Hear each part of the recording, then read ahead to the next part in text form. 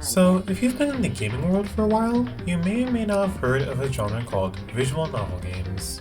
While other games usually focus around action or adventure, having the player character get past certain challenges or puzzles, visual novel style games focus more on the stories and characters of the respective games. You probably guessed by the name, but these types of games are more like books that you can play through. Even though they don't usually have much of a gameplay element to them, they're still memorable for the moments and characters that we enjoy during the story. And of course, one of these visual novel style games is called Danganronpa.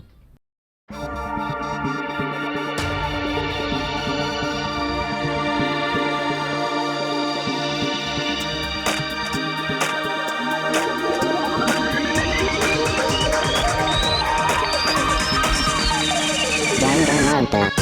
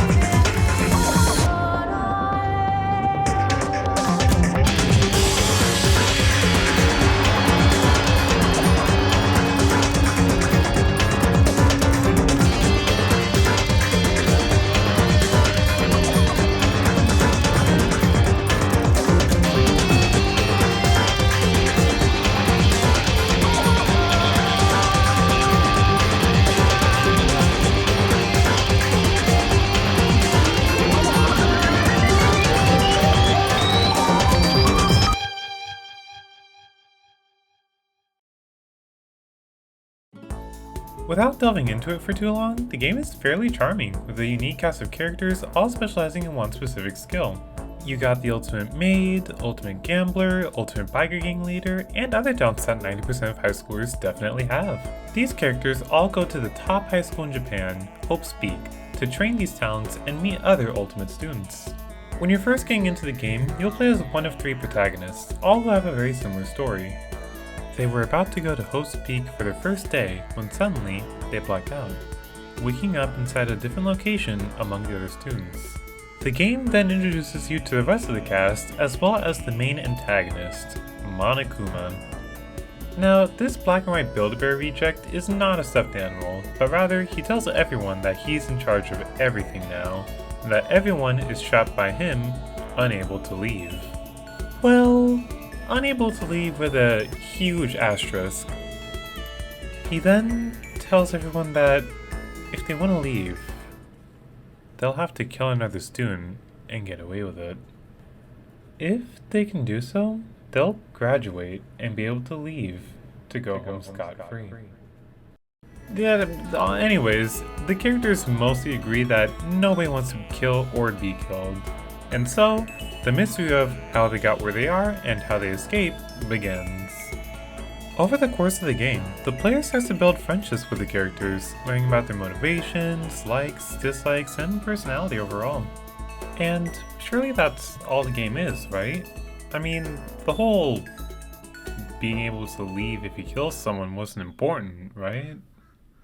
Well, to be frank, if it wasn't important, I wouldn't be making this video. See, Danganronpa has a sort of goofy demeanor for the most part, being able to laugh along with the characters and situations, until you turn around the corner and...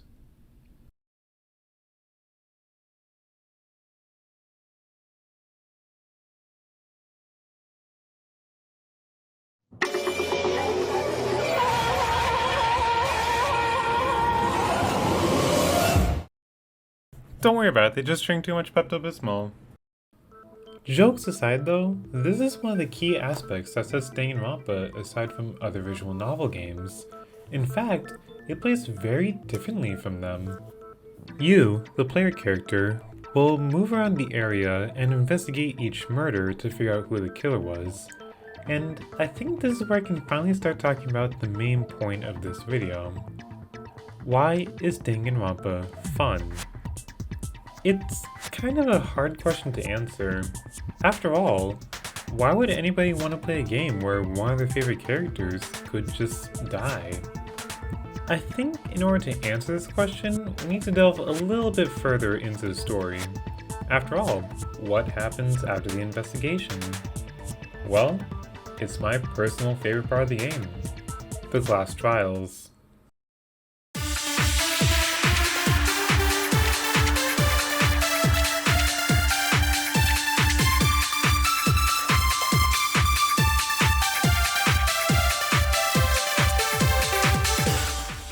This is one of the most memorable parts of the Danganronpa games.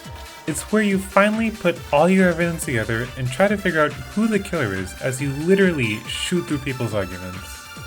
It's here where we get to see each of the characters have their time to shine.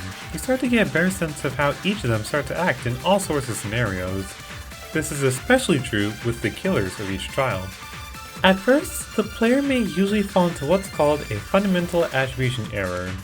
They'll usually imagine that the killer always intended to harm someone, or that they did so because they're a bad person or for selfish reasons, without considering the situation that the killer was put into. As the player soon finds out, some of the killers thought that they had no choice but to kill, submitting to an external situation outside of their own control. Gundam Tanaka, for example, along with everyone else at the time, had been starved until someone had caused his death. So, acting in accordance with Masa's hierarchy of needs, the first one being basic survival such as food or water, he killed someone so that everyone could survive. Leon had been threatened and acted in self-defense. This action pertains to the drive reduction theory's motivation, being a simple need to survive above all else. Gonta believed that everyone had been put in hell, and so he wanted to get them all to heaven by causing their deaths. Gonta had been driven by the incentive of making sure his friends didn't have to suffer anymore. And yeah, this one really hurt, but we'll get to that in a second. And so, after each trial, the culprit has some last words where they explain their motivation. And yes, while some are more selfish than others, the player is able to empathize with the characters in the end. However, this is short-lived, as there's one thing I haven't yet told you about these class trials. After each culprit has been discovered, they'll be executed by Monokuma in one of many brutal and hyper-specific ways.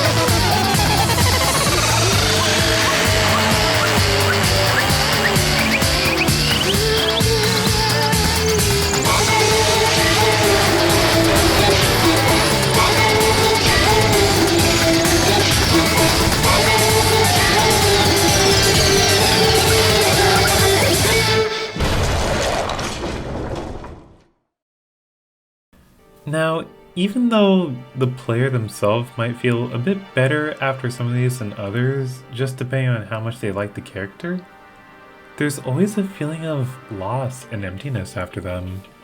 As even when you go to the trial room for the next murder case, the killed off students will have a grayed out portrait with pink X's on top of them, reminding you that they're completely gone. So, does any of this answer the question that I asked earlier? Why do people like Danganronpa? Is it because we're able to empathize with the characters, that we can attribute the murders to the game they were put in? Is it simply because we like the characters even if they die? Well, while both are absolutely true in their own way, I don't think it's the main reason as to why Danganronpa has made such an impact on the fanbase. Personally, I believe that can be chalked up to a theory of motivation called arousal. Now, hold on. Before I go on, YouTube comments, everyone watching this video that hasn't taken the class, be chill. I'll explain it. It's just what it's called. Don't get it twisted with anything explicit. Alright? Please? Alright. Anyways. When you take a look at how Danganronpa's story is structured throughout the game, you kind of start to notice a pattern. Each game is split into 6 chapters. 5 of them have a murder and trial. And I think this is the reason why theory of arousal works so prominently in the Danganronpa series. It's just the fact that we know what to expect. Real quick context, the theory of arousal is essentially a motivation theory that states that a person will do something just to get a rush of feeling or emotion, to do something that gives them some sort of excitement. And this, weirdly enough, fits in perfectly with the main theme of the game, as well as, kind of scarily, the main antagonist's goal.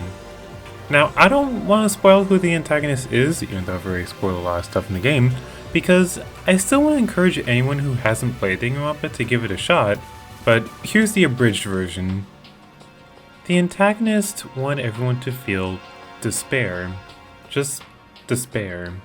The feeling of everything you worked so hard for being ripped away. The feeling of everything going wrong.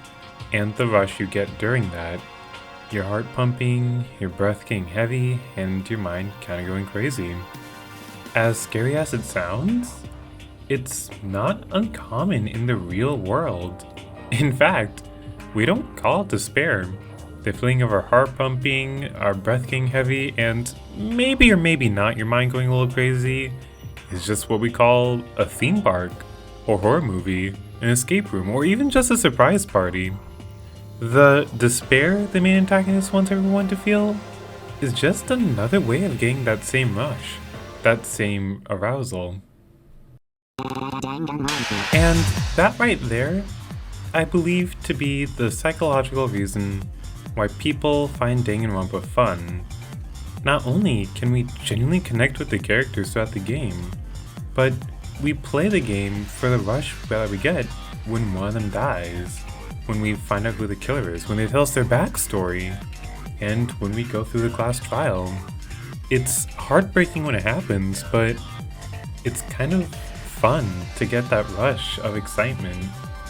So now that you know why Danganronpa can be fun for people, I'd recommend giving it a shot. It's a genuinely amazingly put together game. It has some of the best storytelling I've ever seen in my life, and you still don't know all the story. There's some stuff that I kept from you, and even some stuff I might have straight up lied about. So, give it a shot, and see if I'm right about the theory of arousal. See how well the despair works out for you. And overall, just have fun with it. Now, real quick, the analysis part of this video is done, so class, you can skip the rest of this video. But for YouTube, this is unscripted by the way. For YouTube, if you'd like to see more of this kind of content from me, let me know in the comments, because this was honestly really fun to make. The poses that I have, I think I could upgrade a little bit, and I think I'd be ready to do another one of these. Maybe for Undertale, since that's kind of my whole thing, but again, let me know.